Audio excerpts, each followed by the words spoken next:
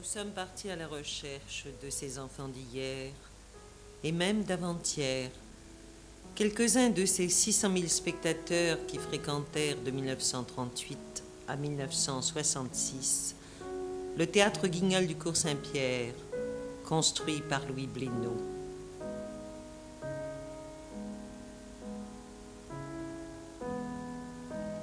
Tout naturellement, notre première rencontre fut celle de Bernard Motion. Bernard, tu as été dans les tout premiers spectateurs du Guignol du Cours Saint-Pierre. Ah oui, ça je m'en souviens très bien. Il était juste derrière la cathédrale, qui est maintenant, je crois qu'on appelle ça la sacristie de la cathédrale. Et je me souviens très bien du premier spectacle. C'était Guignol au pôle Nord. Oui. Et je me souviens des décors et des baleines et de la mer qui bougeaient.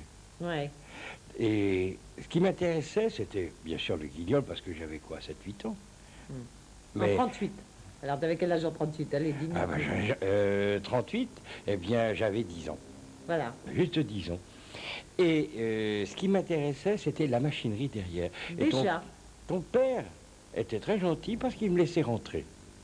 Il faut dire que tu habitais... Juste au-dessus de l'emplacement du deuxième Guignol, à l'angle du Cours Saint-Pierre et de la rue Prémion. Et je me souviens très bien, beaucoup plus tard, j'entendais les gosses crier. Par-ci, par-là, non, oui.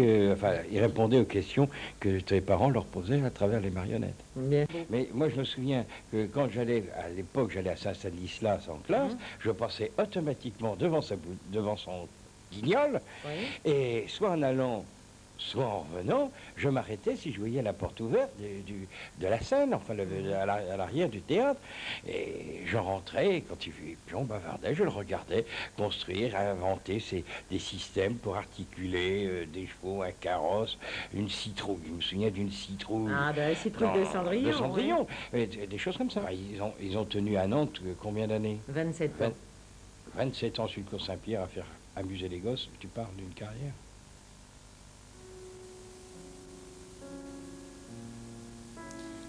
La marionnette et les créateurs, c'est une longue histoire d'amour commencée dès 1933.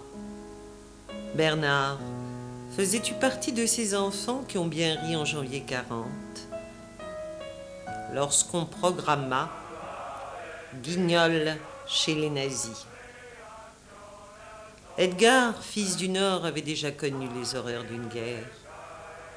Voulait-il conjurer le sort et faire que les jeunes Nantais n'entendent pas trop le bruit de bottes qui deviendra vite assourdissant? Bien avant Charlie Chaplin, et dans la grande lignée des marionnettistes pamphlétaires, il s'est servi de la dérision comme d'une arme. Pour lui, Hitler est un dangereux schizophrène. Et Göring, une grosse baudruche avide de pouvoir et d'honneur. Il ne restera plus au bâton de Guignol qu'à jouer les redresseurs de tort. Edgar, pendant 27 années, écrivit plus de 150 pièces, bien différentes du répertoire lyonnais. C'est Marguerite qui habilla les 200 marionnettes constituant la troupe. Chaque année, plusieurs créations, et en novembre 54, dans la ville de Jules Verne, Guignol part pour la Lune. Mais le public venait-il nombreux? Question posée au directeur régional de la SACEM, Guy Sirot. C'était toujours plein, et je me souviens surtout, c'était une petite épreuve pour moi au début, on séparait les parents des enfants.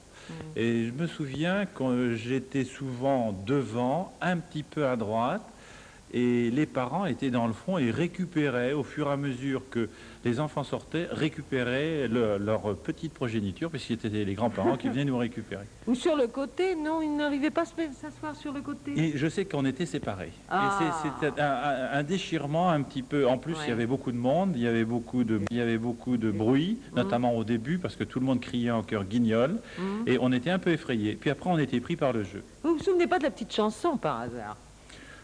Vous savez, je me souviens beaucoup de choses, mais de cette petite chanson, je me souviens pas. Si et j'aurais du mal à la chanter si je m'en souvenais. petits enfants, vous allez bien écouter, car dans un instant, le guignol va commencer. Petits enfants, vous allez bien écouter, car dans un instant, le guignol va commencer. Allez, 1, 2, 3. Mes petits enfants, vous allez bien écouter, car dans un instant, le guignol va commencer. Bravo, bravo, bravo, bravo, bravo, bravo, bravo. À tout de suite, mes petits, mes éléphants. À tout de suite. Brrr. Alors, quel était exactement votre travail dans ce petit Mon théâtre? travail était de placer les enfants, faire de la police, jusqu'à qu'on m'appelle le gendarme, n'est-ce pas, parce que j'en faisais trop.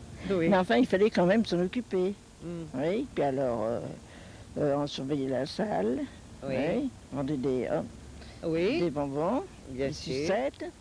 Et vous Ouais. teniez aussi la caisse. Ah oui, Oui, quand oui. Madame Créter s'en allait pour manipuler, oui. Vous étiez, vous, l'ouvreuse du jeudi, Madame Chelet. Oui, mais je n'allais pas le dimanche. Et il y avait 2 séances. Il y avait 2 séances, oui.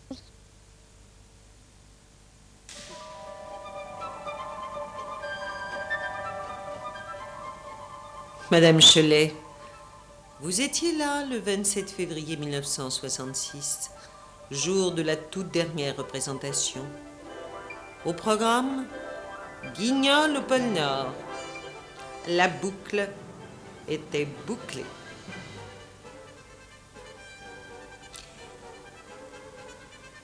Retour en arrière. Dès la fin de la guerre, les Créteurs installaient leur quartier d'été sur la côte, au Pouliguen. La famille s'y retrouvait au complet.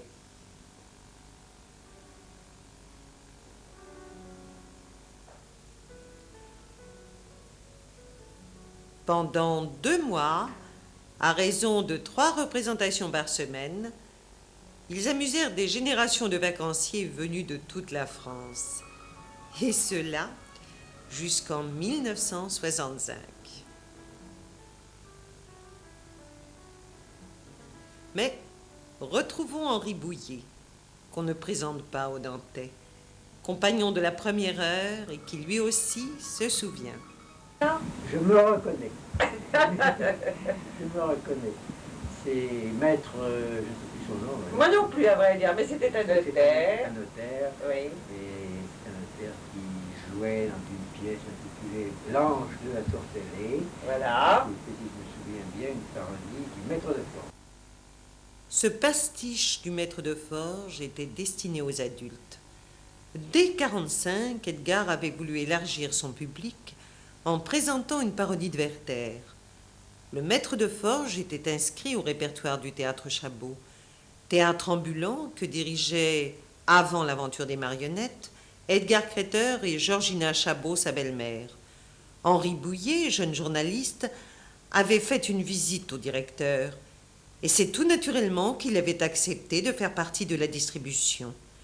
Le tout Nantes artistique était allé applaudir Blanche de la Tour Fêlée ou le triomphe de l'amour.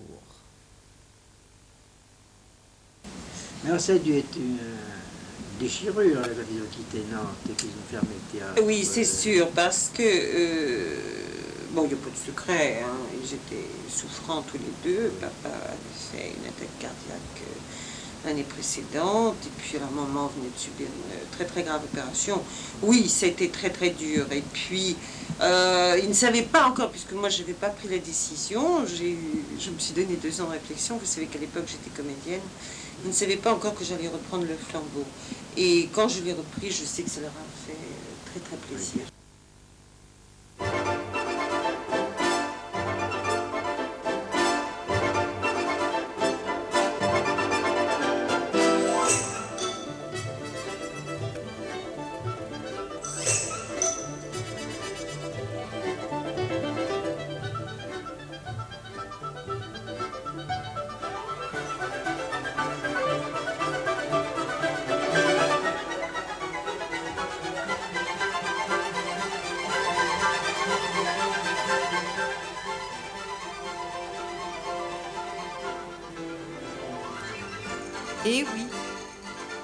le Guignol nantais prenait sa retraite au Pouliguen, ce petit port cher à leur cœur, où ils prodigueraient leurs conseils à une jeune troupe de théâtre et où ils remonteraient même sur les planches.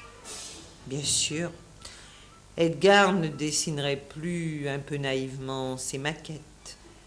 Tous deux ne prêteraient plus leur voix et leurs bras à leurs personnages. Était venu le temps du repos et des honneurs. Le 12 avril 79, la municipalité de Nantes remettait au Créteur la médaille de la ville.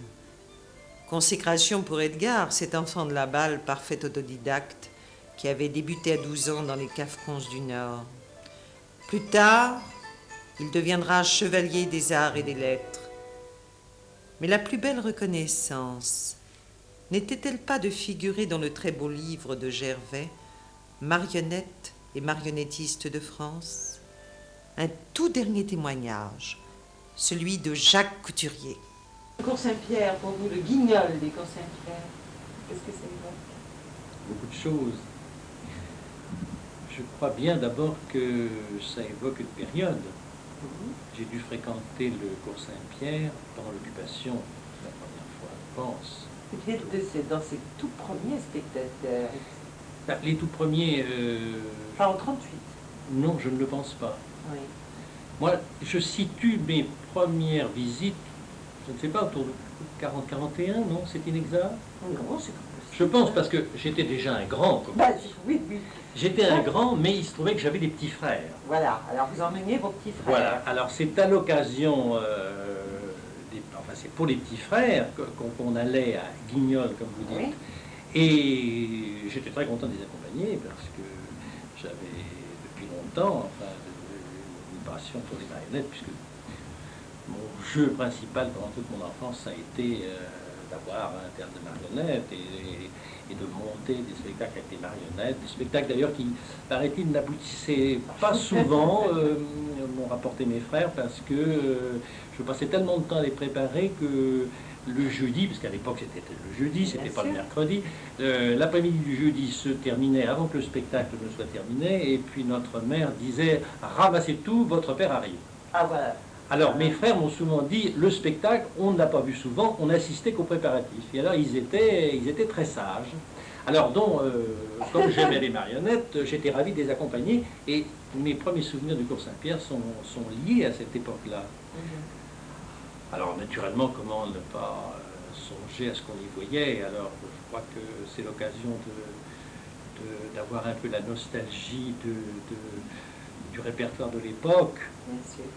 Alors le répertoire lyonnais, bien entendu, avec Guignol et Niafron, et alors à travers eux, inévitablement, on ne peut pas oublier la voix d'Edgar Créteur, qui était liée à Niafron d'une manière absolument intime, et puis la voix de Marguerite Créteur, qui jouait Guignol. Oui, vous avez un souvenir de ce qu'on appelait les grands spectacles, les féeries, comme on disait. Absolument. Alors j'ai un souvenir personnel très grand, c'est que j'ai joué Blanche-Neige. Je le sais. Alors la féerie, oui, absolument. Là, j'étais de l'autre côté de la bande, et j'ai tenu un des nains. Alors je ne pouvais pas trop vous dire aujourd'hui lequel. Ça devait être un des plus discrets, mais... peut-être timide. Je ne sais pas. Enfin, je sais qu'il avait fallu du renfort et que j'avais participé à Blanche-Neige. Alors ça, Blanche-Neige à l'époque, c'était la féerie des féeries. Et je vois l'arbre qui traversait la Seine et la promenade des nains. Des nains au deuxième acte quand ils arrivaient à la mine. Alors là, je me vois très bien manipulant. Alors on se pressait un peu derrière parce que n'était pas très grand et on était combien, au moins 4 ou 5 on était 5 pour Blanche-Neige. Voilà. Parce qu'il y avait déjà les 7 nains, il y avait bien sûr Blanche-Neige, la reine. Oui, mais quand j'ai dit nostalgie de ce répertoire, c'est vrai, et bon, il ne faut pas non plus se dire que c'était ce qu'il y avait de mieux, qu'on n'a pas fait mieux depuis. Mais dans le genre, je précise, dans le genre, moi personnellement, je n'ai jamais vu mieux. Et je crois que c'était très bien joué. Ce sont de très très bons souvenirs. Et cette année, à l'occasion du 50e anniversaire du cinquantenaire, je crois que nous sommes quelques-uns à se souvenir et à ne pas avoir oublié. Et c'est quelque chose d'un demi-siècle. Je comprends. Et puis, je vous souhaite que l'autre demi-siècle soit aussi brillant. Oui, ben je serais pas là. Écoutez, je vais vous faire une confidence. Oui. Moi non plus, sans doute.